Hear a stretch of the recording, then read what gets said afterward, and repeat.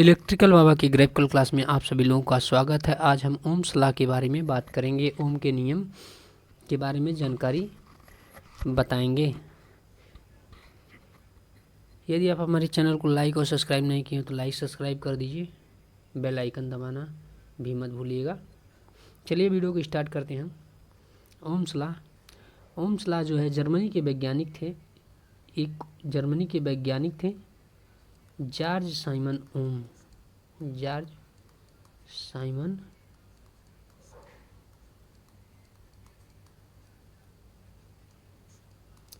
ओम, इन्होंने 1827 ईस्वी में इस नियम को व्युत्पन्न किया। 1827 ईस्वी में इस नियम का प्रतिपादन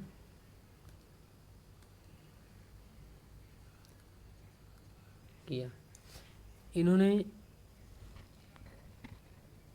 किसी चालक में प्रवाहित होने वाली धारा I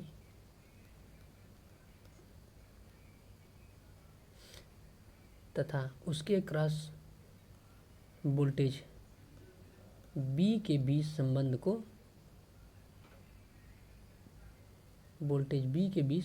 को बताया।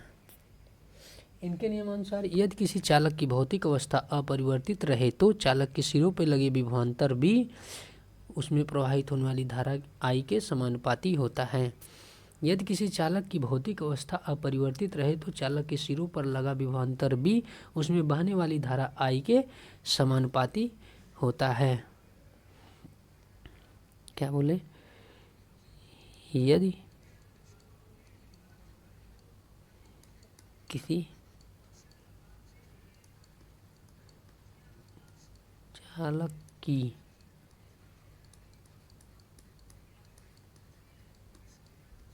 भौतिक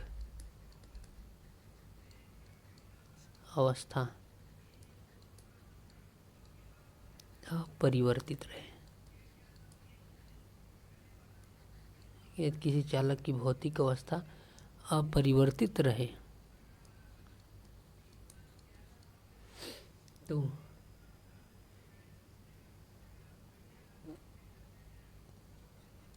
चालक के सिरों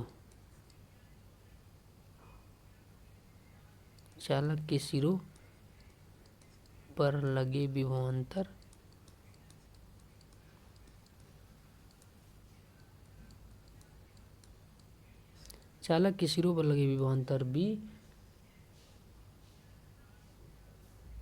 तथा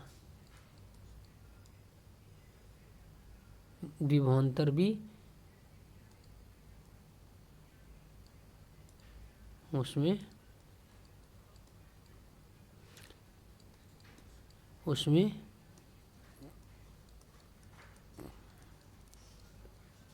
प्रवाहित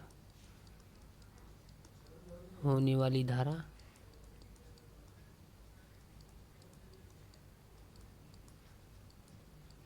I के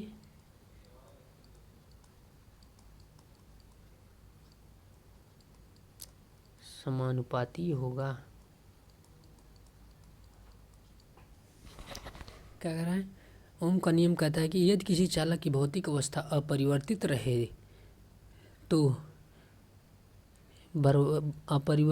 तो चालक के सिरों पर लगे विभवांतर B उसमें प्रवाहित होने वाली धारा I के समानुपाती होगा। इसका मतलब ये हुआ I proportional to B।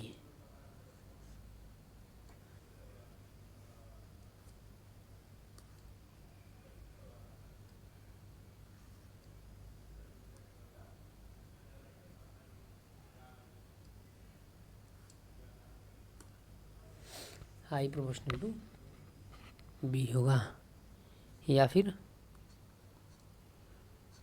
I equal to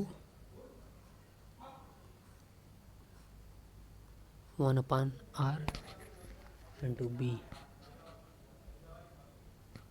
या फिर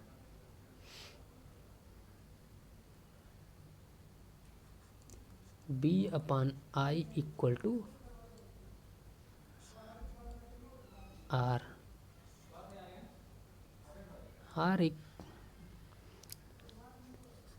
B upon I equal to constant. R एक कांस्टेंट है जिसे रेजिस्टेंस के रूप में जाना जाता है। हालांकि इसके पहले हमने रेजिस्टेंस के बारे में बात की थी। इसका मात्रक ओम होता है। तो ये हमारा था ओम्स का नियम।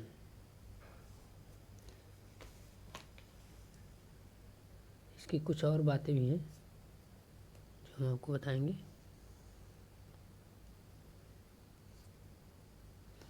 हमें बहुत कन्फ्यूजन होता है कि कब आई प्रोपोर्शनल टू बी होता है, कब बी प्रोपोर्शनल टू आई होता है। तो चलिए इस कन्फ्यूजन को भी दूर करते हैं।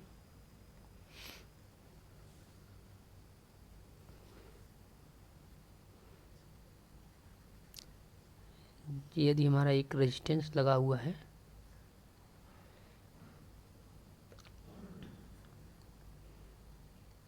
और सप्लाई वोल्टेज B है, इसमें प्रवाहित होने वाली धारा I है, तो इस स्थिति में हमारा, तो इस कंडीशन में हमारा I प्रोपोर्शनल टू B होता है। B के बढ़ने पर I बढ़ जाएगा। इसका मतलब ये हुआ। इस कंडीशन में हम, यदि सप्लाई वोल्टेज है B जो है सप्लाई वोल्टेज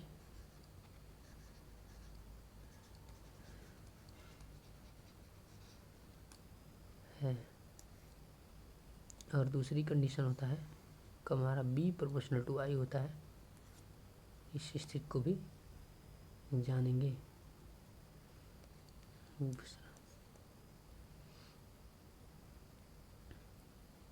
यदि हमारा एक रेजिस्टेंस लगा हुआ है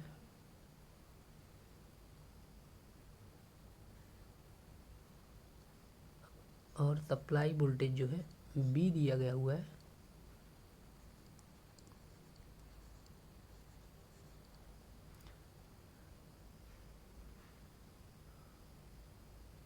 इसके क्रॉस रेजिस्टेंस R है, प्रवाहित होने वाली धारा जो है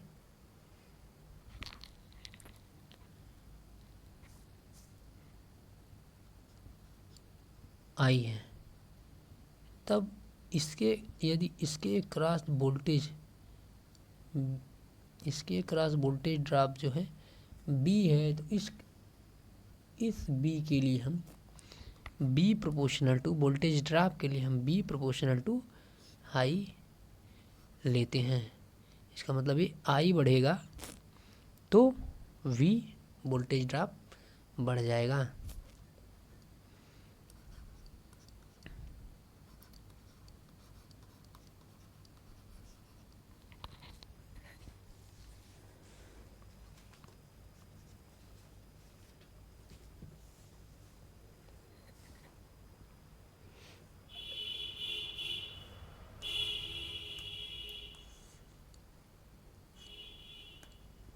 ओम्स लॉ की कैरेक्टरिस्टिक क्या होती है?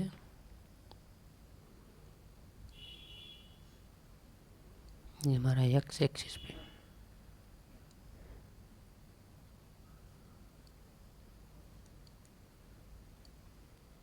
ओम्स लॉ की कैरेक्टरिस्टिक जो है लीनियर होती है।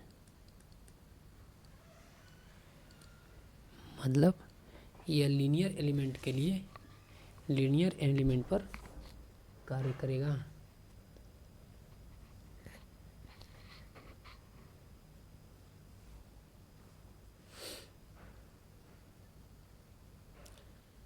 अब B बढ़ेगा तो I उसी के अनुपात में बढ़ेगी।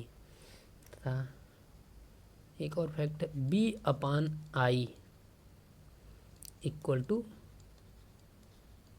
कांस्टेंट। यह दोनों कंडीशन में कार्य करता है। यह दोनों कंडीशन के लिए है। हमने ऊपर जो दोनों कंडीशन बताए, दोनों कंडीशन के लिए है।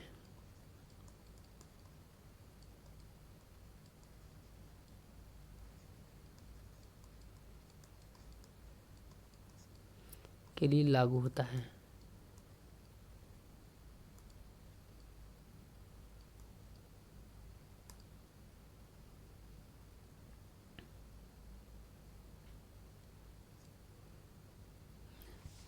ये दोनों कंडीशन के लिए लागू होता है।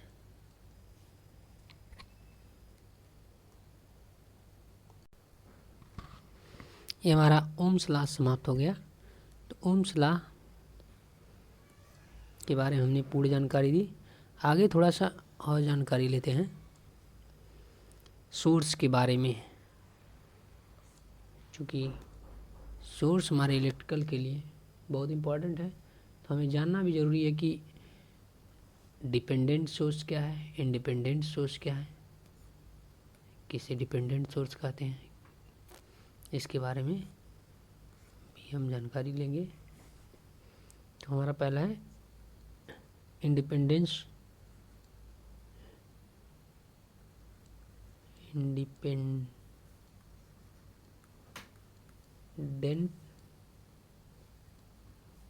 SOU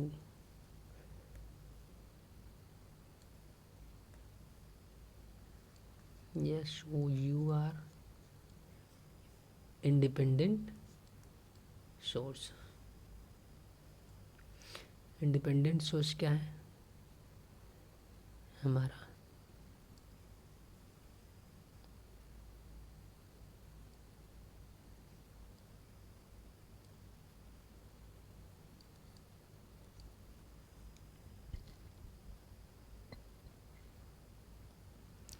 ये क्या है? Independent AC voltage source. इसे हम लिखेंगे इंडिपेंडेंट AC आई से इंडिपेंडेंट हो जाएगा AC voltage source. Independent AC voltage source. दूसरा क्या है हमारा? Independent DC voltage source. तथा हमारा तीसरा क्या है?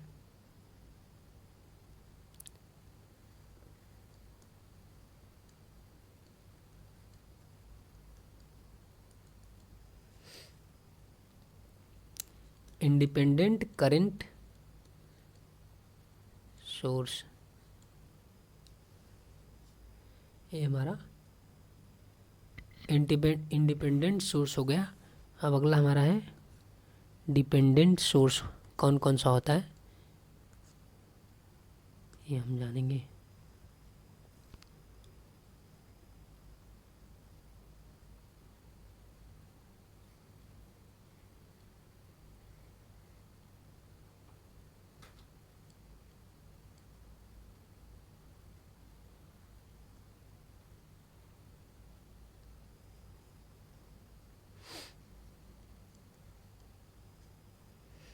ये हमारा है voltage control voltage source. Voltage control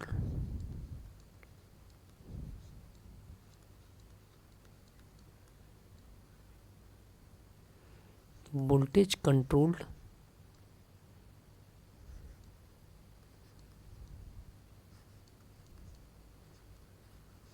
voltage source. इसे हम शॉर्ट फॉर्म में क्या लिखते हैं? BC voltage control voltage source.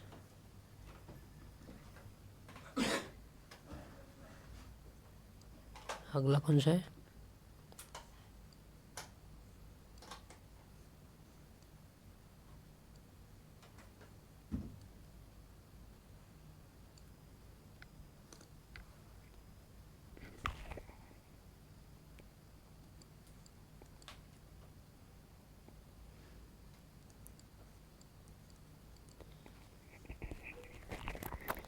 दूसरा है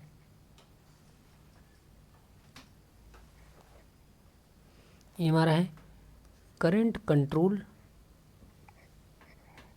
current controlled voltage source, current controlled voltage source, दूसरा सिंबल हमारा ये हो गया, यह करंट कंट्रोल वोल्टेज सोर्स है। अगला सिंबल क्या है?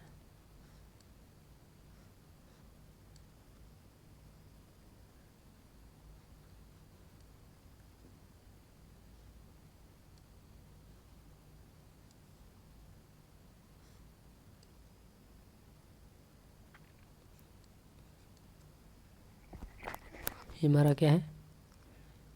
वोल्टेज कंट्रोल करंट सोर्स, ये हमारा वोल्टेज कंट्रोल्ड करंट सोर्स है। इस प्रकार से हम पहचान लेंगे। अगला क्या है?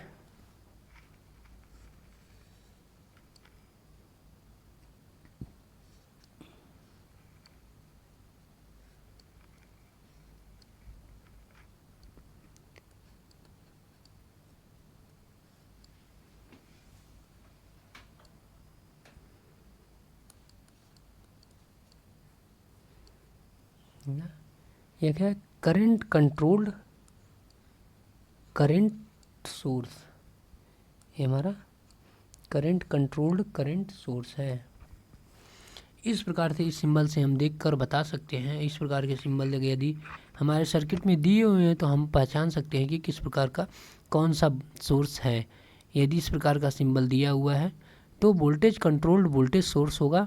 इस प्रकार का सिंबल दिया हुआ है तो करंट कंट्रोल वोल्टेज सोर्स होगा। यदि इस प्रकार का सिंबल आपको प्राप्त होगा तो वोल्टेज कंट्रोल करंट सोर्स होगा, तथा इस प्रकार का सिंबल प्राप्त होगा तो करंट कंट्रोल करंट सोर्स होगा।